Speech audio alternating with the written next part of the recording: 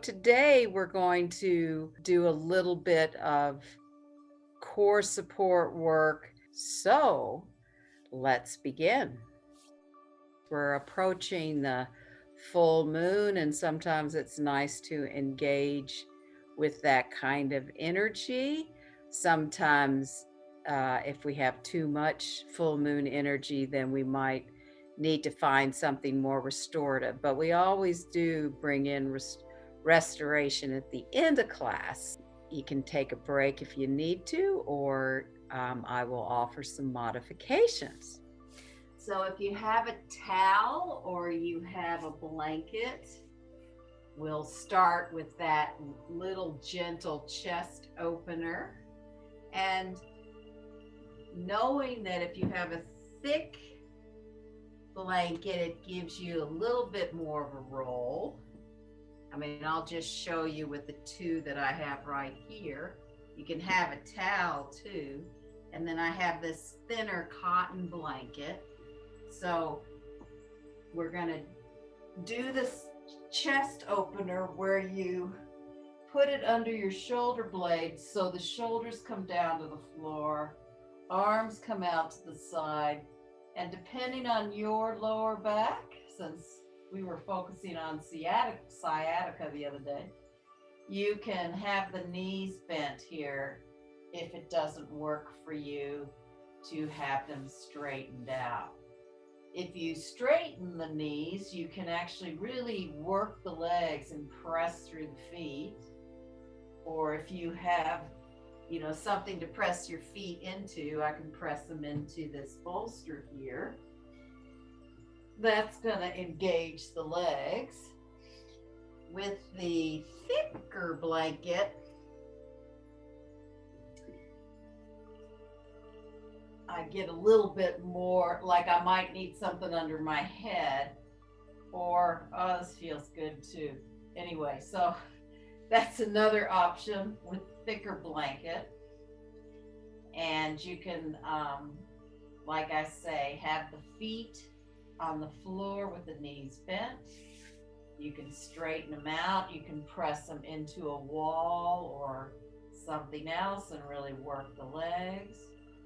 Or if you're just feeling like you want a little bit of thigh opener, you can bring the feet together and the knees wide. So there's a couple of options here, and you can do what feels right for you.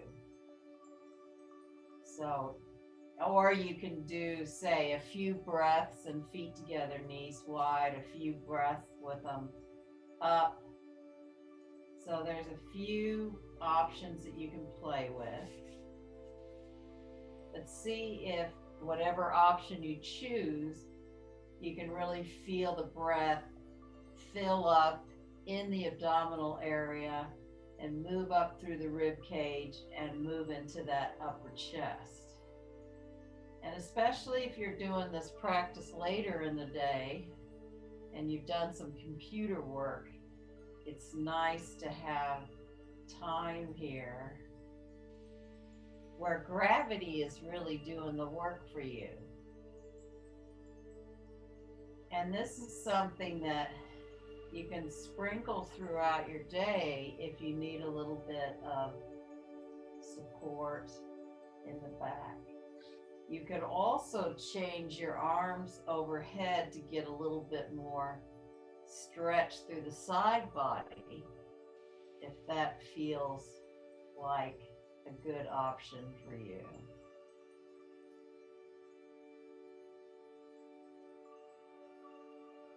And wherever you are in this pose, you could close your eyes if you'd like to and just let the breath move as deeply as you can into the belly area, through the rib cage to the upper chest. And then everything softens towards the spine as you exhale. So we're really using gravity here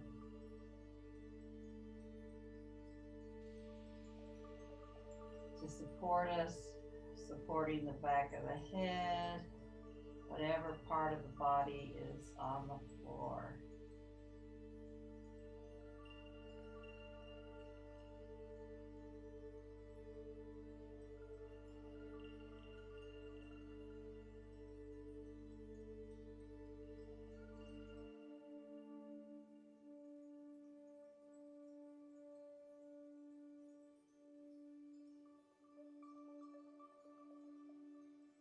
And then if your legs are out, slowly bend them up, and you can roll to your side to pull out the blanket, or you can, press the heels up perhaps. It's probably easier just to roll to your side to put the blanket out next to you so that you can bring the feet together, the feet on the floor, knees bent. And just for a moment, notice how much weight is in each foot. You can kind of move it around so that you can see if you can find a little bit of a balance so that the feet are as even as they can be. You might need to bring a little bit of weight into one of the heels or into the ball of the foot. And you really want to have the toes soft. And then just take your thumb and your lower rib and a finger on the upper hips and just notice that relationship. And we'll start the ab business of keeping the hands there when you bend the knees in, straighten, and bend the knees and soften them on the floor. So see if you can really find that relationship. You may decide that, hey, one hip's a little bit higher, so you might want to press that a little bit longer. And we'll do 2 more this way, and then we'll change the arm position. So you're just exploring if you can start to really feel that relationship between the pelvis and the rib cage. And then you can choose to place the hands down or underneath the head or overhead if you want more intensity. And today you can play with the speed a little bit. If you want to do a few really quickly, or if you want to slow it way down and really feel what that does to the body. So just play with the speed a little bit.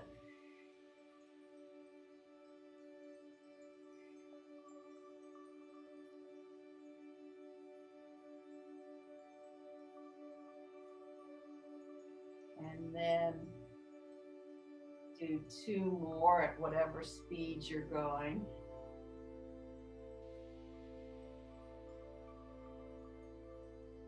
And then just release the feet to the floor and put the arms next to you. And then really soften the breath and see if you can really feel the breath move into that whole abdominal area.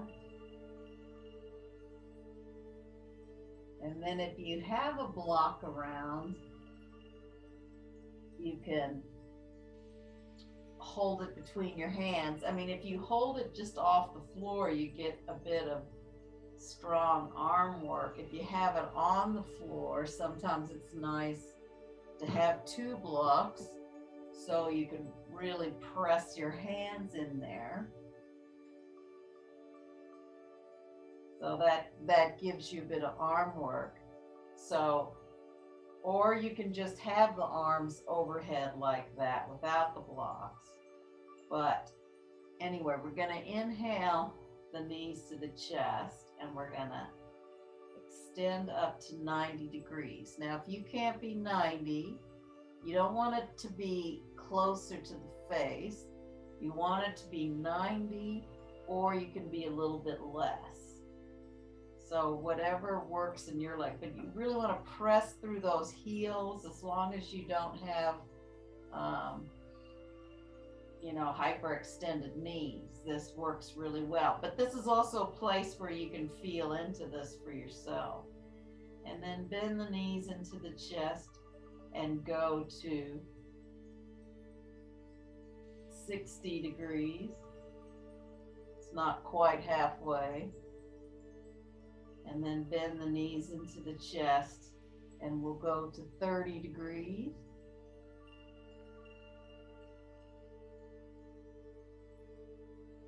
Bend the knees into the chest back to 60. Bend the knees into the chest back to 90. And then exhale the legs slowly towards the floor. And you can either just hang out for a few breaths in Shavasana, or you can bend the knees and have a few breaths here to really fill the abdominals. Now, if you have trouble in any of those positions, you can modify it, go a shorter distance, or you can soften and bend the knees a little bit. So there's still some abdominal work that happens in this pose. So now inhale the arms overhead again. And again, if you want to modify it, you can bring the arms down or under your head. And then bend the knees into the chest. And now we're going to go into 30 degrees.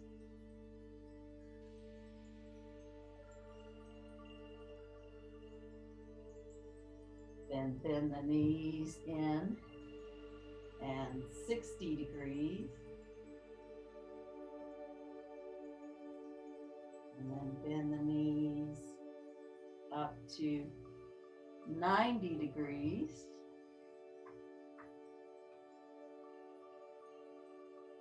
And then inhale the knees back to 60.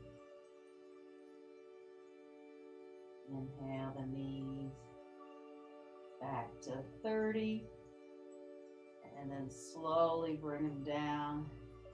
Release the arms, and if you need to, you can bend the knees, put the feet on the floor. And then roll over and come into all fours. So really you can kind of come onto your knees and then really extend through the shins, through the feet. So you want to try as much as you can to keep the ankles from sickling one direction or the foot sickling. So you don't want the ankles falling out or rolling in. So you want to try to really lengthen the tops of the feet if you can. Now, you can always do a modification if you need to, adding something under the feet if you need something there to support you, or under your ankles, or even under your knees if the surface is a little bit challenging. So now really spreading the fingers, inner elbows in, really engaging the arms. You're going to roll the spine into cat tilt. And inhale into dog tilt. Come into cat tilt. Inhale to dog tilt. Come into cat tilt.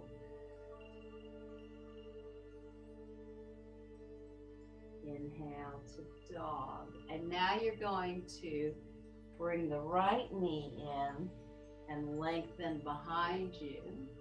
If you want a little bit more abdominal work, you can bring the arm with you, but make sure that you're still finding that extension in the spine and then the curve into the spine. So you can either have both hands down and just letting the leg really swing in, or you can give it a little bit more abdominal work and bringing the elbow in and the knee in and extend long. And you can always, bring it in for a few breaths to see how you are today in this pose. And you can always extend it for a few breaths. And now that we're extended, you want a little bit more in this pose, you can grab the foot or the ankle and come into a little bit of a back bend and a thigh stretch.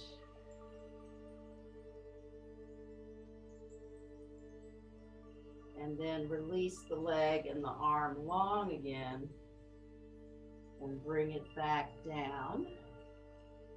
And then we'll just do a few rounding into cat, coming into dog tilt, rounding into cat, coming into dog tilt, rounding into cat, coming to dog, and then extending the arm out and bringing it in, or keeping the hand down and just swinging the leg as you round the spine in and then extend it long.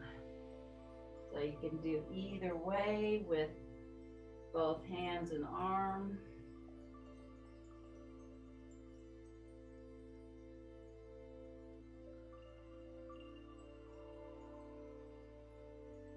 And then the next one out, if you want more, you can hold the foot, get a thigh stretch and a little bit of a shoulder stretch, little back bend, and then extend it long, hands and knees down, and then just come into big toes together, knees wide. For a couple of breaths, we're just folding into the thigh sockets, bringing the sit bones towards the heel, length through the arms.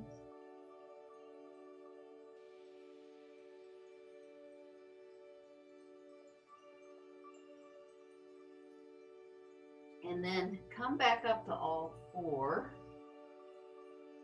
and take one foot behind you and bring the toes under. See if you can feel the lift in the abdominals, and then bring the other foot back and see if you can come into plank pose. So plank pose isn't sticking the butt off, and it's also not dropping the hips down. You want to be plank, literally means a plank, so you have to really engage those abdominals.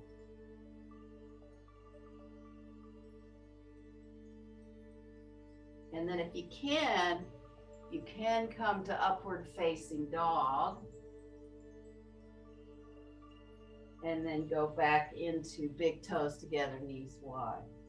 If you don't want to do upward facing dog, you could just come back into big toes together, knees wide.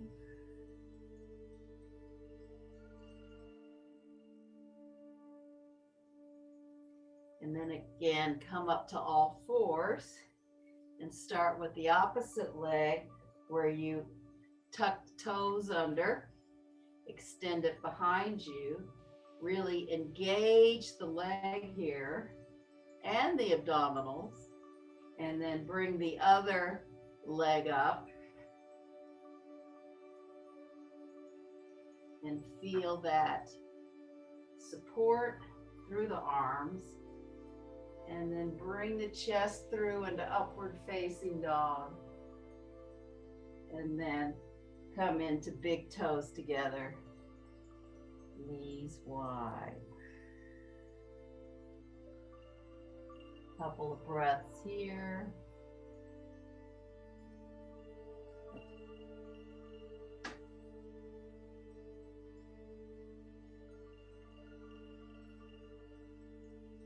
And then again, inhale, coming up to all fours,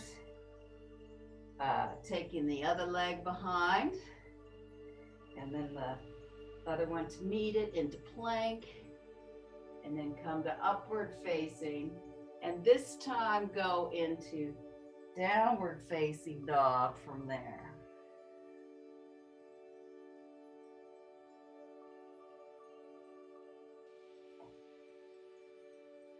And then you can drop the knees down into big toes together, knees wide. And we'll do one more like that, and you can always modify it and not stay in one of those positions too long. You can always either move through it faster or just come back into big toes together, knees wide. And then inhale, coming up to all four. Now use the opposite leg to extend behind you, engaging that muscles in the leg. Then the other leg comes up to meet it into plank pose, then upward facing, then downward facing. And if you can have a few breaths in downward facing dog, stay here for a few breaths. If you need to go into big toes together, knees wide, you can. But if you can stay here, stay here.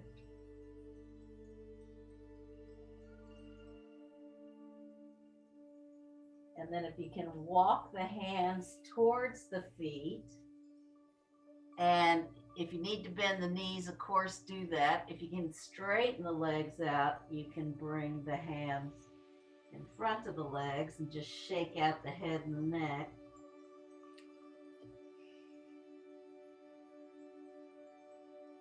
And then you can either bend the knees and roll up the spine, or you can hold the elbows and come up to standing. And then if you have blocks, you can do this. If you don't worry about it. If you only have one block, you can put it between your knees. If you have no blocks, don't worry about it. Actually, what I like to do is I have these balls, and it just feels good between my knees. So when I was traveling and I didn't have a lot of props with me, but I did have at least a ball. I would put the ball between the knees. So that feels really good too. So, some options for your practice. So, yeah, I mean, you can find balls all over the place, but there's just something about squeezing the ball that really can engage the inner legs and actually help them stay even in the pose. So we're going to inhale the arms overhead. Exhale into Utkatasana, powerful pose. And then inhale up. Exhale down. Inhale the arms up. Exhale into Utkatasana. Inhale up. Exhale down. On the next one, we'll hold it for a few breaths. Inhale, arms up, Urdhva Hastasana. Exhale into Utkatasana, powerful pose. So here you can really lift the abdominals. Make sure that the rib cage is still integrated with the hip bones so you're not throwing the rib cage out. Really working those thighs here.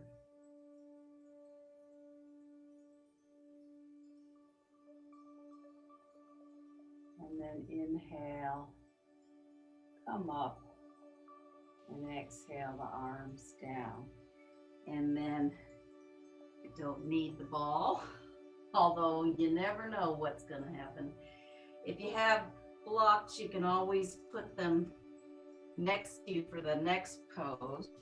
but you also don't need any props. It's just that blocks can be helpful in the next pose. So we're going to go through the next pose by going to Uttanasana. So we're going to first inhale the arms up, Utkatasana, go into Utkatasana. So you've got the bend in the legs. Now bring the right elbow under the left, and we'll come into Gurudasana, eagle pose. If you can't wrap the foot, that's where the block comes in handy, or you just put the foot where you can. And then squeeze the arms and the legs together. And then inhale, slowly come up. And exhale, the arms down. Bit of a heating pose for sure. And then again, inhale the arms up. Exhale into Utkatasana. And then bring the left elbow under the right. Bring the left leg around the right. Although I should have been doing mirror image. So if you're doing the opposite legs, it doesn't matter. And then slowly try to sit down. Lifting the abdominals up. And then release the arms and the legs. And so you might need to actually just do a little tiny bit of a body wave here through the spine to just release anything that might have built up there. Maybe do a little bit of a shake. And then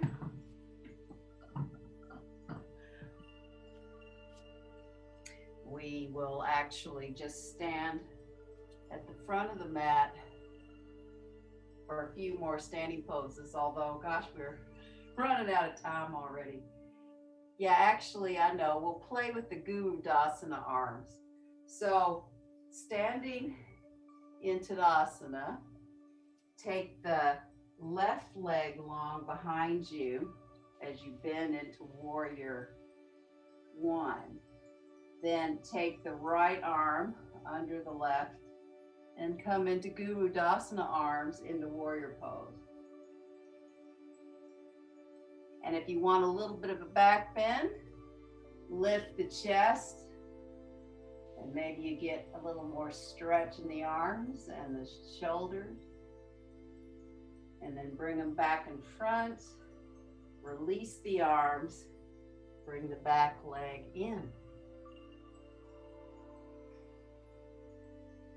Then take the right leg long behind you, and then the left elbow under the right.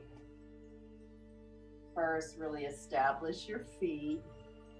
And if you want to lift the arms up, get a little bit of a back bend here. Upper chest. And bring the arms back down. And then bring that foot back. And a couple of breaths here.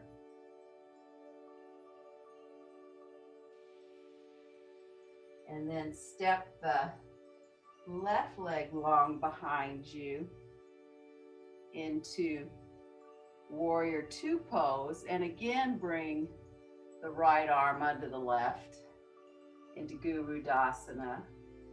And try to keep the torso in between your legs. Then release the arms and slowly bring the back leg up. And I should switch sides so you can see me. And then take the right leg long behind you. Bring the left elbow under the right. Gurudasana arms, eagle arms into Warrior Two pose.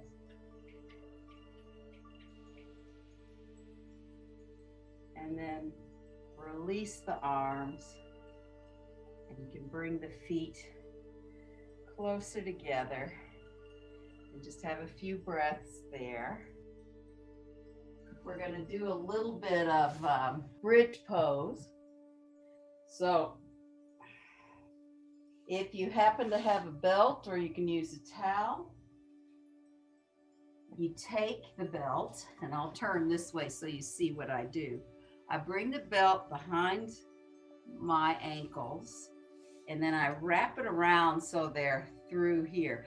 The nice thing about doing this, and there's so many, things you can use like a towel to do this. The nice thing about this is that you really use your arm strength to hold on to the belt or the towel, and then you really press up here, and you can really come into that chest to the chin lift.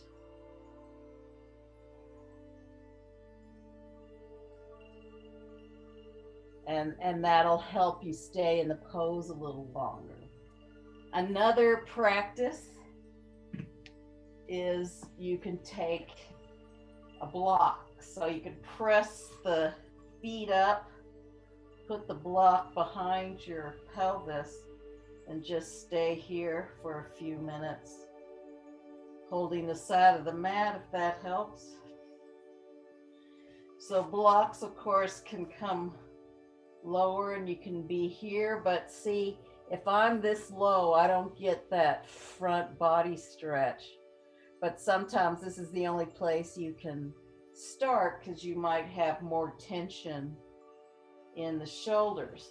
So that's another option. And we'll do this either one. So, if you've got the block, you can use that if you have the belt. Otherwise, you can just have the feet down and hold on the outer edges of the mat and come up into this pose. So there's 3 options. So I'm just going to come up again like this pose, really holding my ankles with the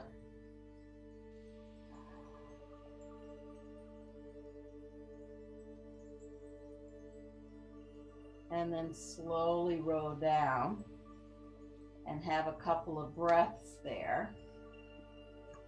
Now, I don't usually in these classes teach inversions very much because people don't have the props, and I don't want you to, have any damage in your neck or shoulders. But if you can do a little half shoulder stand, which this is without props. If you have props, of course, you can use blankets, belts, but half shoulder stand would be to bring the legs up and put the hands on the back, but just have a bend in the legs.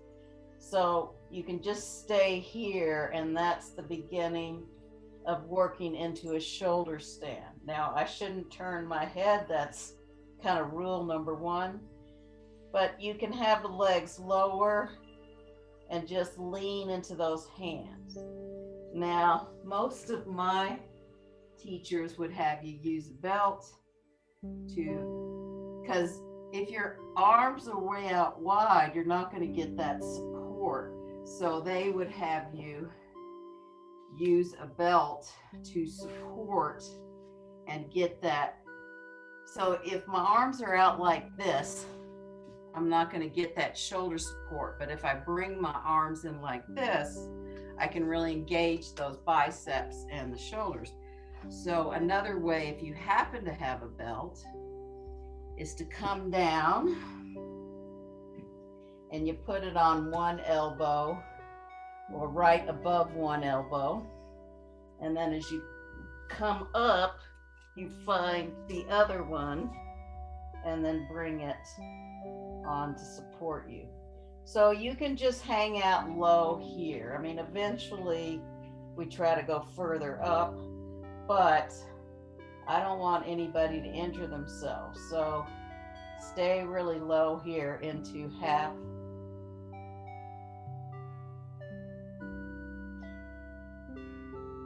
shoulder stand.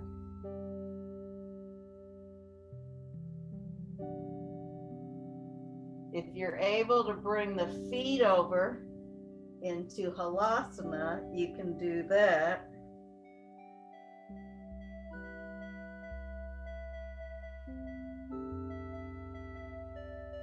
But feel free to just stay here for a few breaths.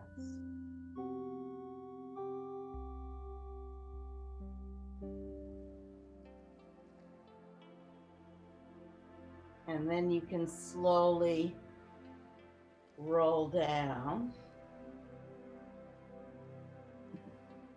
and take, I've still got the belt on, take the belt off. And then whatever is going to work for you for Shavasana, feet up the wall, feet on a chair, regular Shavasana, something under your knees like pillow or something. So anything that's going to work for you in Shavasana. And then whatever pose you have chosen for your Shavasana, just allow the body to be supported by whatever parts of the body are on the floor.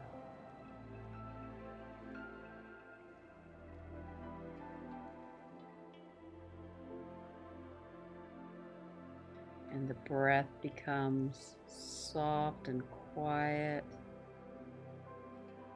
like the tide ebbing and flowing.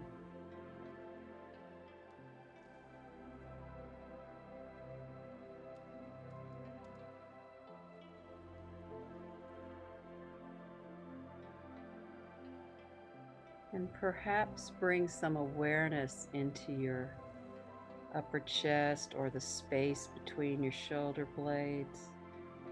And just notice if this kind of practice has given you a little bit more space in that area or not.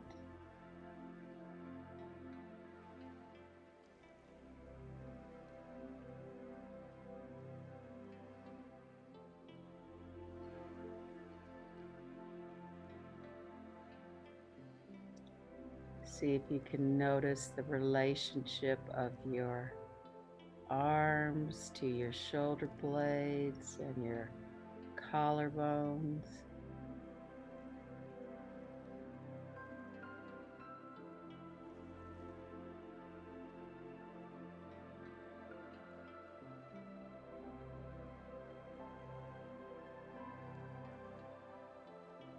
And then go and check out that relationship between the lower rib cage and the upper bones of the pelvis. Can you feel that containment in that area? Can you feel the softness with the breath in the belly? And if that's not the case, don't worry about it. We're here to take the judgment out.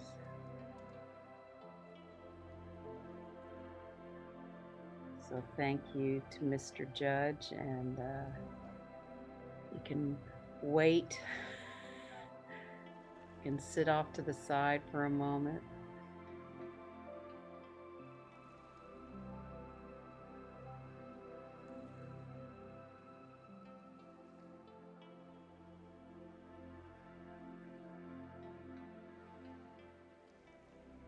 And then just notice if there's any place in the body that has a little bit of niggles, a little bit of discomfort perhaps. And then see if you can focus your breath in that area. As you inhale, the skin in that area expands. And as you exhale, it softens.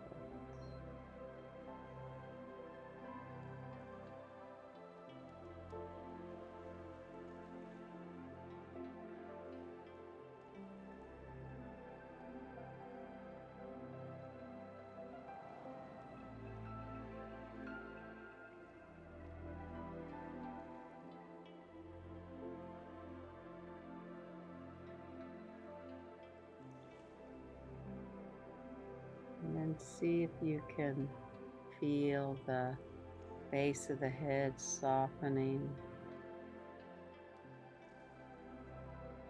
and your scalp softens.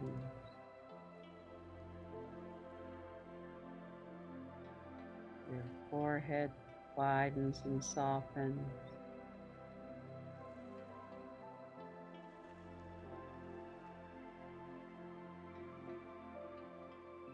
Your temples are softening. Space between the eyebrows are softening. Your eyes rest into your eye socket. Your cheeks are softening. Your jaw softens. And your chin is softening.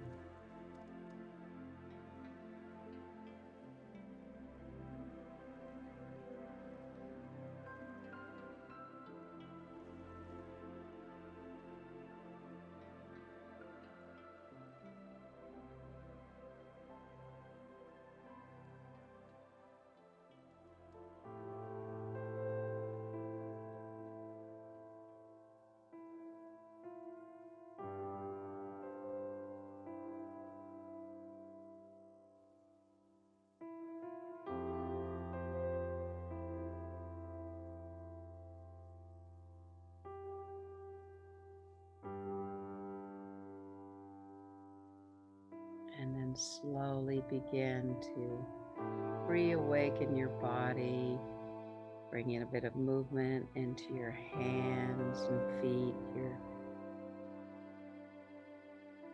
Maybe take a big stretch.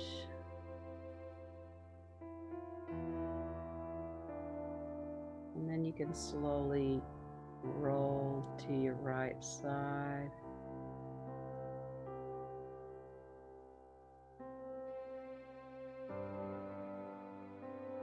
Come up to sitting.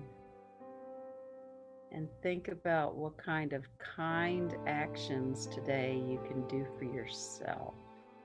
How can you be kinder to yourself?